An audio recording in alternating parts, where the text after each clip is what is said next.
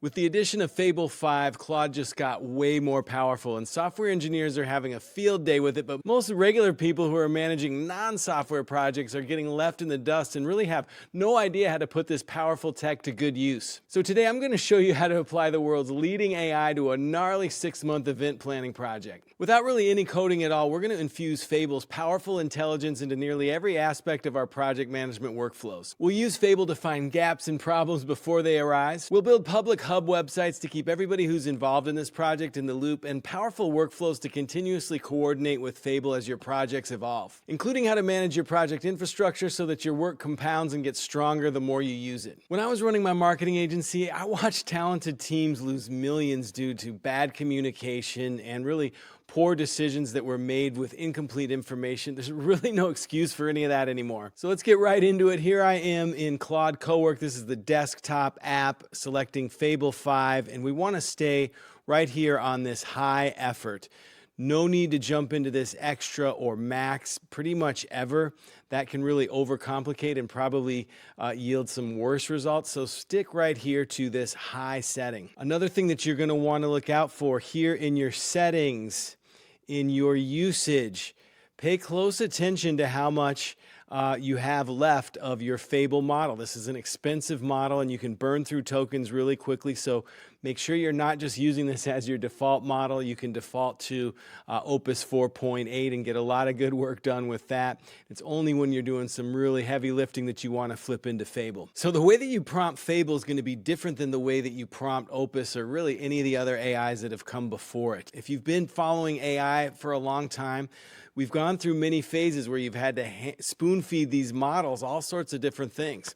With Fable, you're going to want to kind of leave that alone. You're going to want to give it just 3 things. That's the goal, the successful end state of your project, the constraints, and then as much context as you can around whatever you're working on. Next, I'm jumping right into the cheat sheet. I create a cheat sheet like this for every single video that I create. These are all instantly available to anybody who joins my Patreon. There's a link in the description. There's almost 200 of these that are immediately available to anybody who joins the Patreon. I really went to town. It's a 25-pager filled with all sorts of stuff that we're not going to get into today. I'm going to start right here with this prompt that really, in a very clearly and concise way, states the goal that we are trying to achieve with this event. And I'm dropping this right into Claude Cowork with this Fable High selected and an empty folder for Unity Festival. And we're just going to run that. And you want to be sort of vague on purpose here to get the most out of Fable. If you give it a really long, in-depth prompt, it could go sideways in a lot of different directions because it's going to look at each word so closely. So I think giving it sort of this very simple and clear prompt, you're getting the most out of letting it solve and think through all of the problems without your guidance, which may steer it in a worse direction than this basic prompt might, this basic end goal. You can see it's run for a little bit and it's pulled up the first thing here, some uncomfortable math, with what we're trying to achieve here. A basic plan, really, since it doesn't have any other context. We're going to solve that in a second here. And it's going to generate a fair amount of information. These walls of text are kind of hard for my brain to process, so we're going to get into some easy ways to really visualize this stuff and get the most out of this model that way. The next step after you've given it the goals is you want to give it the constraints. What are we working with here? And here's a prompt I'm going to follow up with for that. I'm grabbing this straight out of the cheat sheet. Again, there is a very generalized version of this, but it really just calls out all of the hard deadlines, whether that's budget, timing, and other constraints that the project must adhere to. Grabbing that and dropping that right in here, running this. And with these 2 prompts, we're really building on some solid foundations of good project management, which, like I've said, I've seen go sideways many times. This is clearly identifying the objectives and the scope before we're getting into the fancier tasks and some of the cool stuff I'm excited to show you here in a second. Once we've got the goal and the constraints of the project clearly and concisely defined, we're going to want to load this thing up with as much context about the project as we possibly can. owning your own context and understanding this whole concept of context engineering is one of the most important concepts that you can master when it comes to using these powerful AI tools. I built an entire 5-week course all around this called AI for the Long Game, which just wrapped up a few weeks ago. Make sure to jump on my free email newsletter if you're not on that already to get alerted to when that's going to be running again, because this is a massive concept that we spend several weeks on building out a true valuable knowledge base of all of your different contexts that you can then use and pull upon, so you don't have to recreate this every time you're building a new project. There's a right and a wrong way to do this, so if that's something that's interesting to you, make sure to hop on that weekly free email so you get alerted next time that I run this course. But if you don't have any of this information for your specific project, you can just simply ask Fable to interview you one question at a time to get as much of that out of your brain and into its context as possible. Now that we've got all the information loaded up here, we can move forward with some of the fun stuff of really creating powerful project management tools to steer our projects towards completion over many, many months. And we're going to do that with prompts like this. This is basically telling it to take everything that it has so far and build out a Kanban board. And this will be the kind of the epicenter of our control center that we're going to continuously build out and use to manage this project in the long run.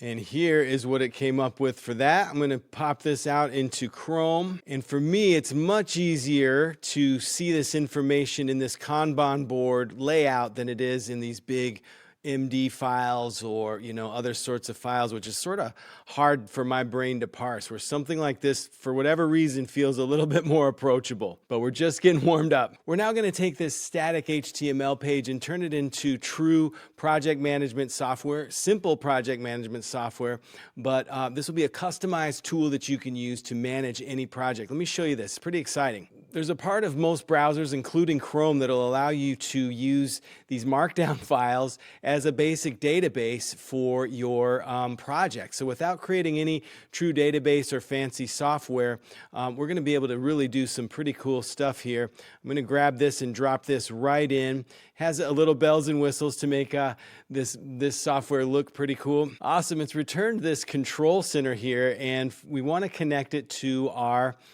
folder that we're working in, so we can kind of view into all of those different files using this user interface rather than the chat user interface. So I'm just connecting it to that folder, and now we see everything here in a Kanban style, which is a lot like Trello, but this is a custom little piece of software that Fable built for us.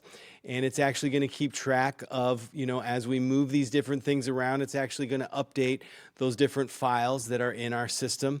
And then we can use this as a way to sort of communicate to our knowledge base of the changes that are going on in real time, rather than having to chat through it and use up all of your Fable tokens that way. It also allows us to see all the different files that are in there and add little quick notes, add cards as things change, as we know they always will with these complex projects. And as we move through the project, communication is probably the number one thing that we need to be focused on. And while this is kind of a personal dashboard, a personal control center for the project manager, we want something public facing that we can show to all the different stakeholders, the vendors, the powers that be. So that's the next step here. This prompt's going to build that website on our local machine, and then I'm going to show you a quick and easy way to share it with the world. It's going to include the schedule, some milestones, an info page for vendors, and some ready to post social media copy for vendors. Dropping that right in here, see what it comes up with. All right, and here's what that public facing communication hub looks like. Let's take a look in Chrome. Got the overview page here. That was really just one prompt, and we've got the timeline with a nice Gantt chart here, milestones, updates, vendors, partners section, where and how to apply, a community section for information there. Tons of stuff here, how to spread the word, social media posts. So it's a great way to keep the world updated with what you're doing, but this is right now just living on your local machine here. We want to get this out to the world in a quick, easy, and free way. There's a new tool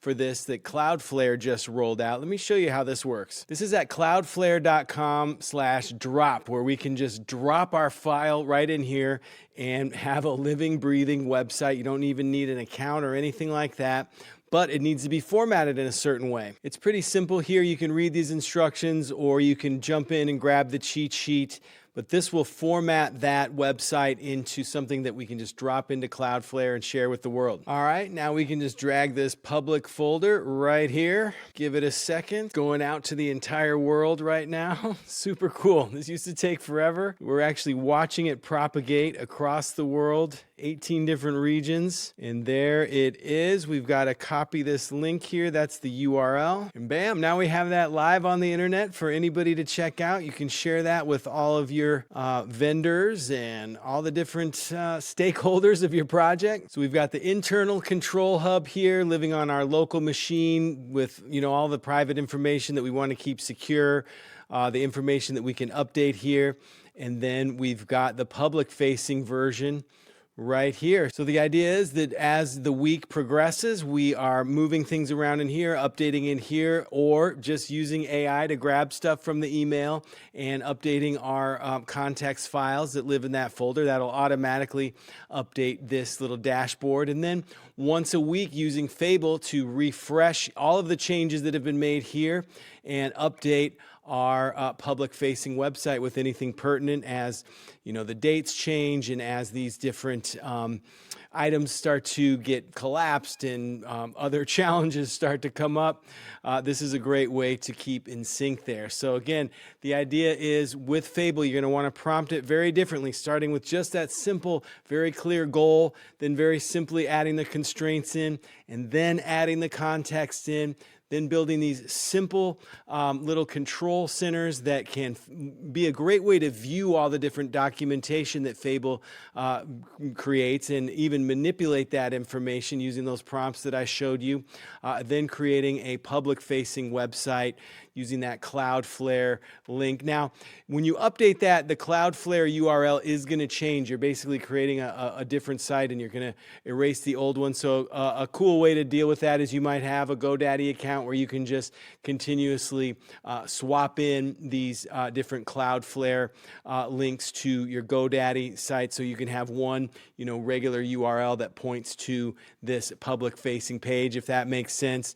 You could also use Bitly to do that in a very quick and easy way, so that the people just have, the stakeholders just have one URL that they're referencing. And one thing not to forget here is that Fable can do a lot of the work in here. So don't just think of it as, this planning and, this thing kind of keeping track of everything. Keep nudging it to say, what of this can you actually do and take off of my list? What connectors do you need to be able to do these certain things? Because it has these agentic qualities that it can go out and knock a lot of this stuff off the list. And I'm always constantly reminding myself to push these models a little bit farther to get them to actually do the stuff. Now that it has this great checklist of things that needs to be done, push it to get that stuff done on your behalf. There's a ton more in this cheat sheet, getting into retrospectives, after a project has wrapped up, things that you can do to start planning the next one, documentation that'll help you move forward and take anything that you've learned from that project into, any other similar projects down the road. So if you are a project manager or managing anything complex, which, let's face it, it's getting to be a very complex world. Most people are in that boat. Jump into the Patreon, grab this cheat sheet. And if you're interested in learning a lot more about context engineering and building a whole system out of, these tools that can handle not only this project, but, getting this project to speak with many, many other projects that you might be running, definitely jump on the free email newsletter so I can let you know the next time I'm running that 5-6 week course all on system design and context engineering. So if you like this video, I've got another video right here all about my recent explorations in how to build software. We touched on some basic software here. You can take that to the next level by checking this video out. I'll see you over there. Make your dreams come true.